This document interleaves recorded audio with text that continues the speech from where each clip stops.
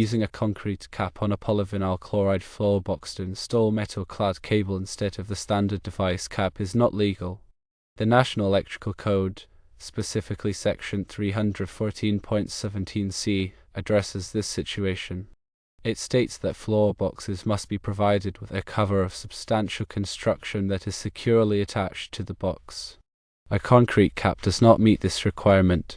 It is not designed nor intended to serve as a secure and substantial cover for a floor box in an electrical installation. Therefore, its use violates the code. Furthermore, covering a 4-inch round hole in a sales floor slab with sheet metal and then placing a 4-square box on top of it is also a violation of the National Electrical Code. Section 314.28 of the code provides guidelines concerning floor boxes. This section explicitly states that floor boxes should be designed so that the cable or conduit does not pass over the edge of the box.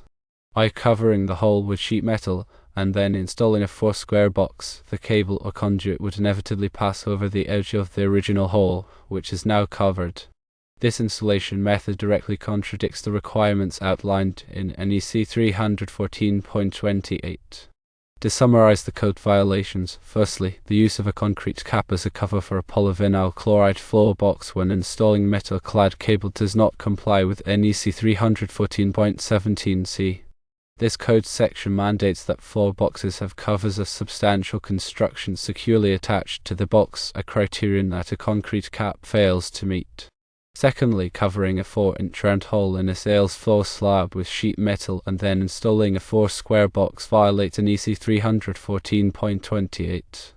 This code section requires that floor boxes be designed to prevent cables or conduits from passing over the edge of the box, a condition that this installation method fails to satisfy.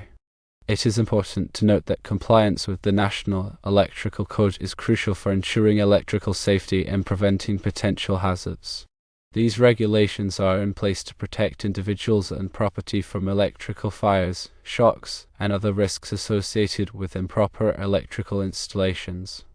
Therefore, it is essential for electrical contractors, installers, and inspectors to be well versed in the NEC and to adhere to its requirements diligently.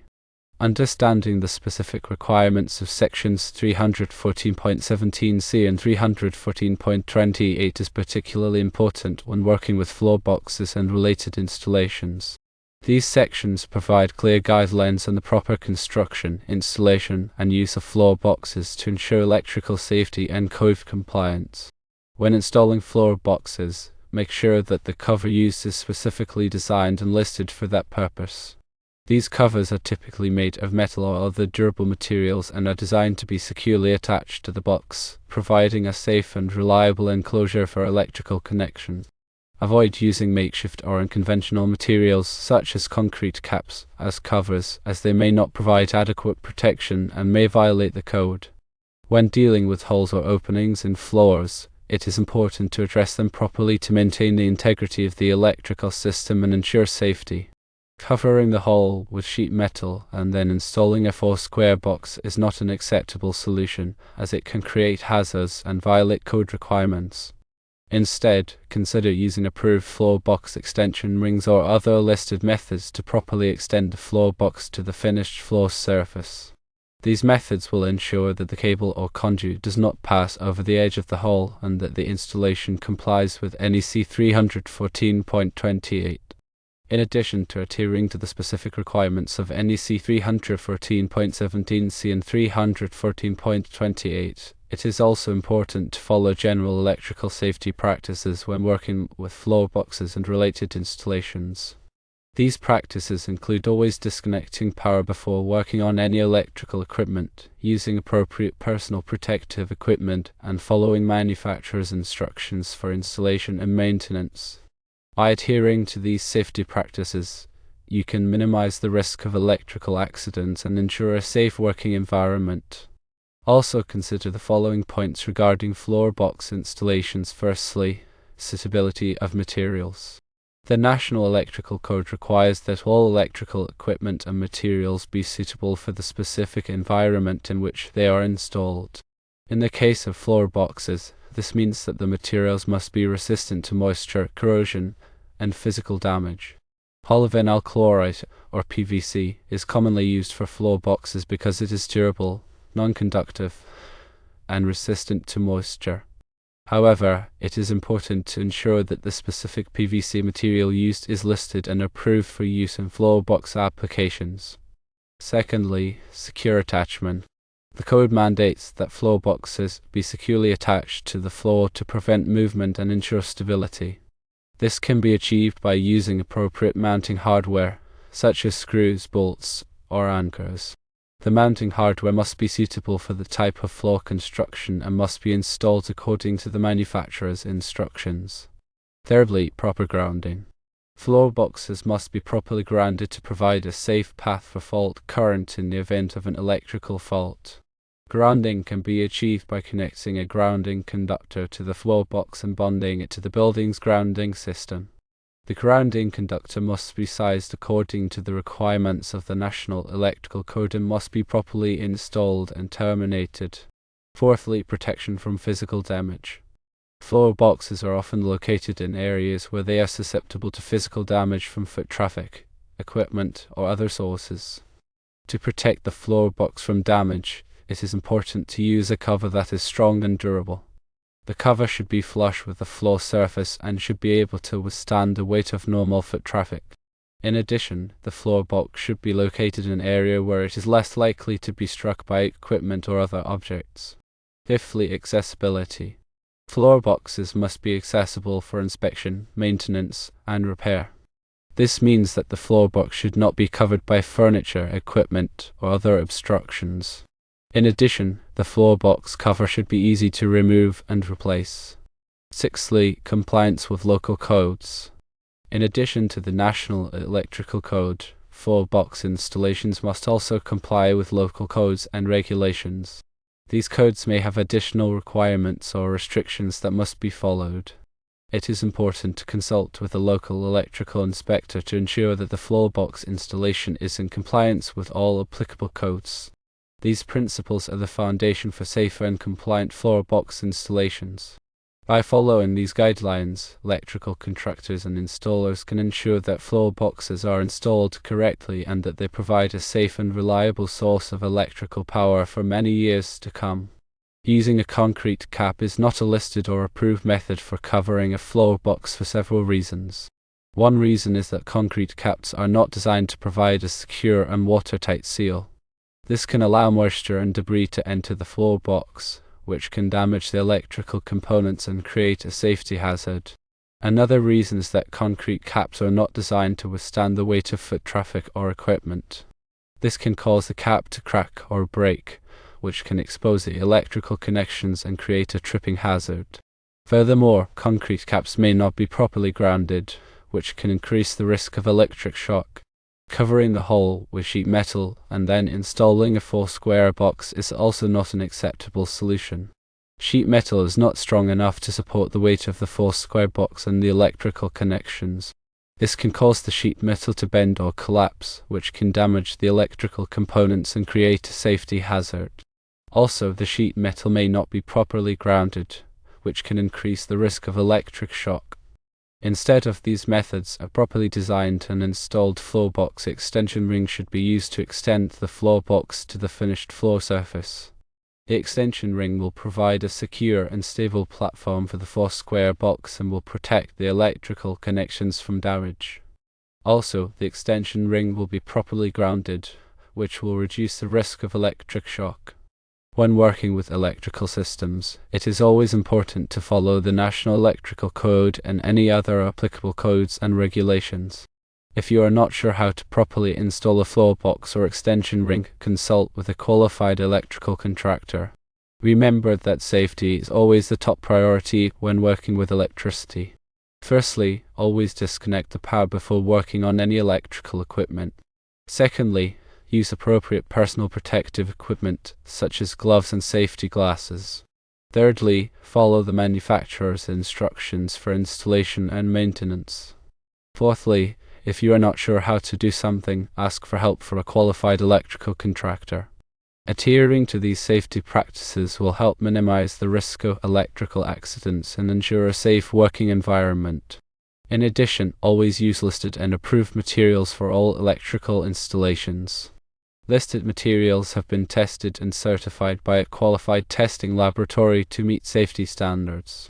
Approved materials have been approved for use by the local electrical inspector. Using listed and approved materials will help ensure that the electrical installation is safe and compliant with all applicable codes. The importance of using approved methods and materials when working with electrical systems cannot be overstated. By following the National Electrical Code, local codes, and manufacturers' instructions, electrical contractors and installers can help ensure that electrical installations are safe, reliable, and compliant with all applicable regulations. This, in turn, protects individuals and property from the hazards of electricity and helps to create a safer environment for everyone. Also, remember that electrical safety is everyone's responsibility. If you see something that you think is unsafe, report it to the appropriate authorities. Together, we can create a safer environment for ourselves and for others. Here are some additional considerations related to floor box installations. Firstly, consider the type of flooring. The type of flooring will affect the type of floor box that is used. For example, if the flooring is carpet, a floor box with a carpet flange will be needed. If the flooring is tile, a floor box with a tile flange will be needed. Secondly, consider the location of the floor box. The location of the floor box should be carefully considered. The floor box should be located in an area where it is not likely to be damaged by foot traffic or equipment. The floor box should also be located in an area where it is accessible for inspection, maintenance, and repair. Thirdly, consider the size of the floor box. The size of the floor box will depend on the number of electrical connections that will be made in the box. It is important to choose a floor box that is large enough to accommodate all of the electrical connections. Fourthly, consider the type of cover. The type of cover will depend on the type of flooring and the location of the floor box. The cover should be strong and durable and should be able to withstand the weight of normal foot traffic. The cover should also be flush with the floor surface to prevent tripping hazards. Fifthly, consider the grounding. The floor box must be properly grounded to provide a safe path for fault current in the event of an electrical fault.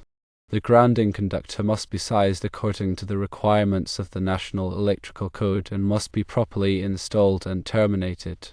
Lastly, consider the local codes. Floor box installations must comply with all applicable local codes and regulations. It is important to consult with the local electrical inspector to ensure that the floor box installation is in compliance with all applicable codes. These considerations can further enhance the safety and functionality of floor box installations. By taking these factors into account, electrical contractors and installers can ensure that floor boxes are installed correctly and that they provide a safe and reliable source of electrical power for many years to come. Furthermore, it is essential to stay updated with the latest revisions and amendments to the National Electrical Code, as it undergoes periodic updates to reflect advancements in technology, safety standards, and best practices. Familiarizing oneself with these updates ensures that electrical installations adhere to the most current and relevant guidelines, promoting safety and compliance. This includes understanding any changes to the specific sections referenced earlier, such as 314.17c and 314.28, as well as any new sections that may be relevant to floor box installations. Regularly participating in continuing education courses, attending industry conferences, and consulting with experienced electrical professionals can help stay informed about the latest code changes and best practices. In addition to code compliance, it is also important to prioritize quality workmanship during floor box installations. This includes using proper techniques for cutting, stripping, and terminating wires, ensuring that all connections are tight and secure, and carefully inspecting the finished installation to identify any potential problems. Taking the time to perform high-quality work can help prevent future issues, such as loose connections, electrical shorts, and equipment failures. It can also enhance the overall safety and reliability of the electrical system.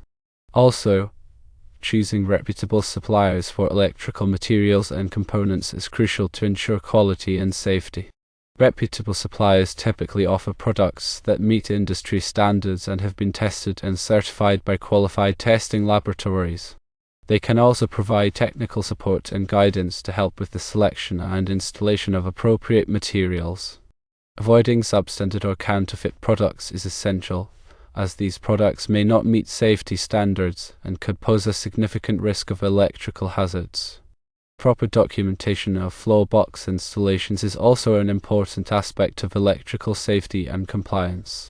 This includes keeping records of the materials used, the installation procedures followed, and any inspections or tests performed. Detailed documentation can be valuable for future maintenance, repairs, or modifications to the electrical system. It can also be helpful in resolving any disputes or claims that may arise. In addition to the technical aspects of floor box installations, it is also important to consider the aesthetic impact of the installation. Floor boxes should be installed in a manner that minimizes their visual impact and blends seamlessly with the surrounding environment.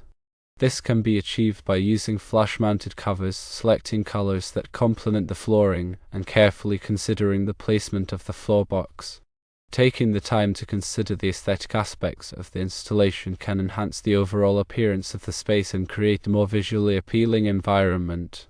It's crucial to prioritize ongoing maintenance and inspections for floor boxes. Regular inspections can help identify potential problems early on, such as loose connections, damaged covers, or moisture intrusion. Addressing these issues promptly can prevent them from escalating into more serious problems and ensure the continued safety and reliability of the electrical system.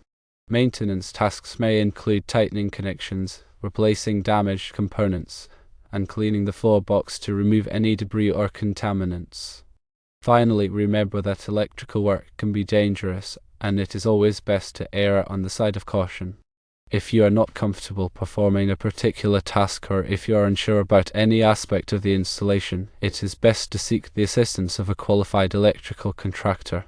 Working with a professional can help ensure that the installation is performed safely and correctly and that it complies with all applicable codes and regulations. Ultimately, the goal is to create a safe and reliable electrical system that will provide years of trouble-free service.